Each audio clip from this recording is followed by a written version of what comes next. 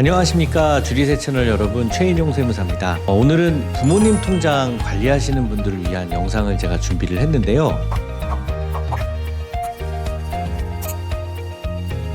부모님들이 보통 통장을 이제 관리를 하시다가 건강이 안 좋아지시거나 위독하시게 되면 자녀들이 통장을 관리하게 되는 경우가 많죠. 그러면 이 통장을 어떻게 관리를 하는 게 유리할지 그런 부분에 대해서 말씀을 드릴 텐데요. 보통 이제 현금으로 얼마씩 빼라 이렇게 주위에서 말씀들을 많이 하시는 것 같습니다. 그래서 통장을 현금으로 그냥 빼면 유리한지, 이게 또 어떻게 관리를 하는 측면에서 또 증여세가 과세가 되기도 하고 그런 문제가 있습니다. 자, 그래서 상속이 되면은 통장 거래 내역을 10년까지 보게 돼요. 그래서 상속에 대한 조사 문제가 나오기 때문에 항상 통장 관리는 정말 CCTV하고도 같다라고 생각을 하시고 관리를 잘 하셔야 됩니다. 특히 부모님을 위한 현금 인출은 괜찮을까요? 라고 하면서 본인 통장으로 이체를 한 다음에 쓰시는 분들이 있는데 이게 제일 위험합니다. 어떻게 관리를 하면 좋을지 한번 말씀을 드려보도록 하겠습니다. 자, 그래서 부모님의 병원비라든가 카드 내용이라든가 이런 것들을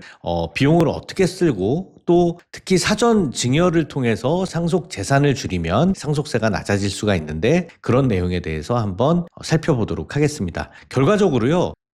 현금하고 예금은 성격이 좀 다릅니다. 예금은 금융자산이지만 현금은 금융자산으로 분류가 안 돼 있어요. 세법적으로. 그래서 금융자산 상속공제를 현금은 못 받을 수가 있는 부분 때문에 분리할 수도 있습니다. 이런 내용을 한번 자세히 살펴보도록 하겠습니다. 자, 여러분, 통장 인출할 때 여러 가지 문제가 있는데 세법상의 문제에 대해서 한번 살펴보도록 하겠습니다. 먼저 상속 전에 통장에서 돈을 좀 뺄 수가 있겠죠. 그러면 계좌로 이체를 해주는 경우가 있고 현금으로 그냥 인출을 하는 경우도 있을 겁니다. 근데 계좌로 이체를 하는 경우에는 증여세를 과세를 받을 수가 있어요. 누군가의 계좌로 입금이 된 거잖아요. 그래서 계좌로 이체하는 거는 굉장히 조심을 하셔야 됩니다. 그러면 이제 현금으로 빼면 되는 거 아닙니까? 해서 현금을 빼시는 경우도 있는데 현금 인출 자체가 꼭 상속세 절감은 아닙니다. 현금 인출을 한 후에 우리 자녀분들이 제일 잘못하시는 경우가 그 인출한 금액을 일정 기간이 지나건 바로 자녀 통장에다 다시 입금하는 경우예요.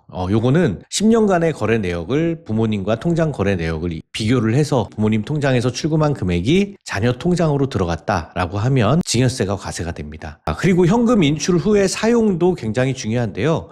그러면 현금 인출한 후에 그거를 사용하면 되지 않느냐? 맞습니다. 그런데 그게 이제 과도하게 생활비를 넘어서 사용을 하거나 하면은 문제가 되겠죠. 그래서 현금 출금에 대한 사용처 소명을 해야 됩니다. 그러면 이제 질문이 이렇게 나와요. 얼마까지는 사용처 소명을 안 해도 되나요? 이게 참 어려운 질문인데요. 세법상에 나와 있는 소명 한도는 없습니다. 다만 이제 조사관별로 이제 지역별로 생활비를 쓰시는 수준이 천차만별이에요. 생활비로 간병비를 또 지급을 할 수도 있고 또 간병하시는 분이 또 비용 처리가 안 될 수도 있고 또 병원비도 대체의학 같은 걸 활용한다든지 해서 소명이 안 되는 경우들도 있습니다. 이런 것들을 조심을 해서 소명을 해 놓으시는 게 좋다 말씀을 드립니다. 그리고 통장 인출할 때 가족 간 분쟁이 항상 문제가 되는데요. 이 통장을 사전에 부모님 동의 없이 인출하시는 경우는 아마 거의 없을 거예요. 부모님이 통장을 맡겨줬으니까 거기 안에서 또 바르게 쓰시겠지만 우리 또 자녀들 같은 경우에 상속인들끼리는 이게 또 내용이 좀 다를 수가 있습니다. 서로 상속인의 동의가 없었다라고 해서 그런 문제로 인해서 형법상의 그런 문제가 생기는 경우가 많습니다. 유류분 가지고도 다툼이 생길 수도 있고요. 자, 그래서 통장 인출할 때는 가족들의 동의를 받아서 협의하에 그렇게 인출을 하시는 게 좋을 것 같습니다. 자, 상속 통장은 언제까지 조사를 하냐면요. 상속 전에 인출한 금액은 상속 신고하고 결정을 할 때요.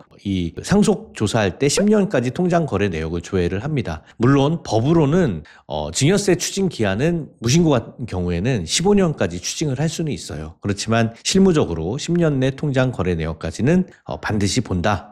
라고 여러분들이 생각을 해주시면 되겠습니다. 자, 여기서 통장 조사에 대한 절세 팁을 드리자면요.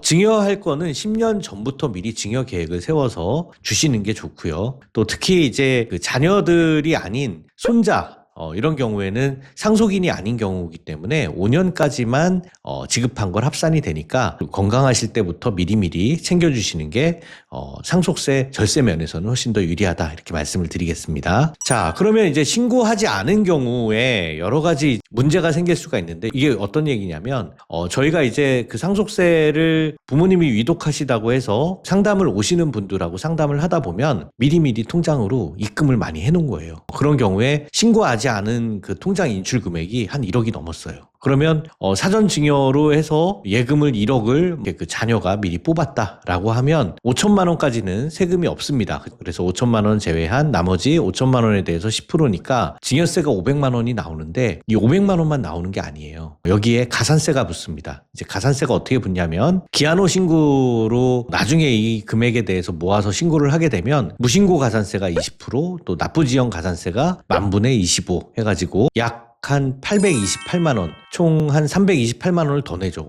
증여세 500만 원인데 이게 한 60%를 더 낸다고요? 굉장히 많죠. 특히나 사전에 인출해서 자녀 통장으로 간 게 보여지는 금액이 더 많으면 가산세가 굉장히 크겠죠. 그래서 이런 분들을 위해서 제가 팁을 드리자면 이미 이체한 현금을 가산세를 줄이는 방법도 있습니다. 그래서 미리 상속할 때 이거를 상속까지 가져가면은 증여세 신고가 안 될 수가 있기 때문에 위험하거든요. 요거는 원상태대로 복구하면서 증여세 신고를 해놓는 가산세를 없애는 그런 방법으로 신고를 해놓는 방법도 유리합니다. 그래서 사전에 미리 좀 이체가 많았다거나 하시는 분들은 상담을 통해서 요 내용을 꼭 해결하시길 바라겠습니다. 자, 그러면 현금 인출 부모님을 위해서 한 건데 이거 뭐 괜찮지 않냐라고 하는데 이 부모님을 위해서 쓴 건데 이런 경우가 있어요. 부모님 생활비를 본인 통장으로 이체해서 본인의 카드로 쓰시는 경우들이 있습니다. 왜 그러죠? 마일리지 뭐 이런 거 그죠? 포인트, 카드 포인트 때문에 이렇게 많이 하시죠. 자, 이런 경우에는 이 부모님 통장에서 자녀 통장으로 이체가 됐을 때 그때 증여로 봅니다. 자, 그래서 이거 본인 통장으로 이체해서 쓰시게 되는 경우에는 반드시 그 부모님이 쓴 것을 입증하는 그런 카드 내용 증명을 만들어 놔야 돼요. 이렇게 하는 것보다는 차라리 부모님 통장에서 바로 이체를 해주는 거나 부모님 카드를 쓰시는 게 낫죠.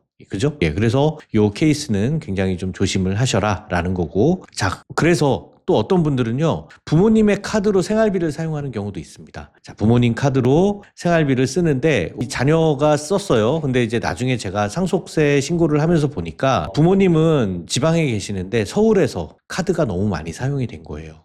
이거 국세청에서 부인할 수 있습니다. 상속세 조사 때. 자, 그리고 고가의 소비재, 가구, 차량 뭐 이런 것들 사용도 하시고 부모님은 누워 계신데 해외에서 골프를 치러 갔다거나 아니면 국내에서 스크린 골프 이런 것도 그 카드로 많이 쓰시는 경우도 많아요. 누가 보더라도 안 맞죠. 네, 이런 것들을 조심을 하셔서 여러분들이 카드로 쓰시더라도 이런 내용은 조심하시기 바랍니다. 자, 그러면 인출금 자체가 추정상속재산으로 해서 이 추정상속재산이라고 하는 거는 무조건 상속재산으로 더한다라는 금액이에요. 그래서 이게 생활비로 쓰시는 것 정도는 한도는 없지만 어떤 금액 이상이 되면 이거는 진짜 많이 뽑았네요 라고 하면서 그냥 묻지도 따지지도 않고 반대의 증거를 제시하지 않는 이상 요거는 상속재산으로 더해지는 경우입니다. 자, 그래서 요 금액 이상은 특별히 조심을 하셔야 되는데요. 특히 1년 이내에 2억 원 이상, 2년 이내에 5억 원 이상인 경우에는 이거는 상속재산으로 무조건 들어가기 때문에 특히 뭐 건물을 뭐 돌아가시기 전에 팔고서 현금을 많이 인출했다거나 아니면 채무를 갑자기 많이 얻어서 그거 가지고 현금을 많이 인출했다거나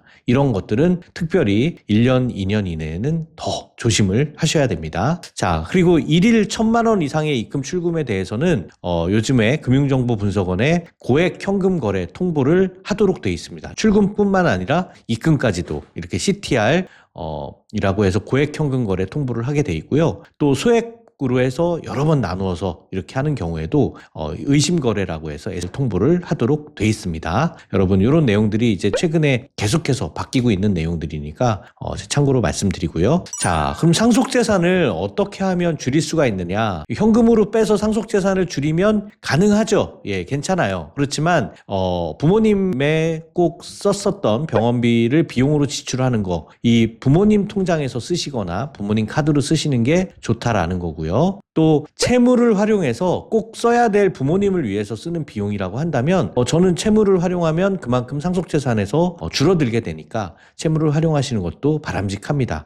이거 외에도 우리가 사전 증여를 통해서 상속 설계를 한다든가 하는 것들이 다 상속세를 줄이는 그런 방법이 될 수가 있겠습니다. 자, 그래서 여러분들 부동산으로 가지고 있는 거를 팔아서 예금으로 가지고 있는 경우도 있고 예금으로 있는 거를 현금으로 빼는 경우도 있는데 금융자산이라고 하는 게 세법상의 정의가 있어요, 여러분. 금융자산이라고 하는 거는요. 금융재산에서 금융부채를 뺀 금액에 대해서 20%를 상속공제로 해서 금융자산 상속공제로 해줍니다. 이건 왜 해주냐면 부동산을 갖고 있는 거는 부동산은 가치가 약간 낮게 평가될 가능성이 있잖아요. 그거랑 형평을 맞추기 위해서 금융재산은 그대로 다 드러나는 거기 때문에 최대 2억을 한도로 금융자산 상속공제를 해준다는 겁니다. 자, 그렇지만 금융재산은 예금, 적금, 보험, 주식, 채권 이것만 금융재산이에요.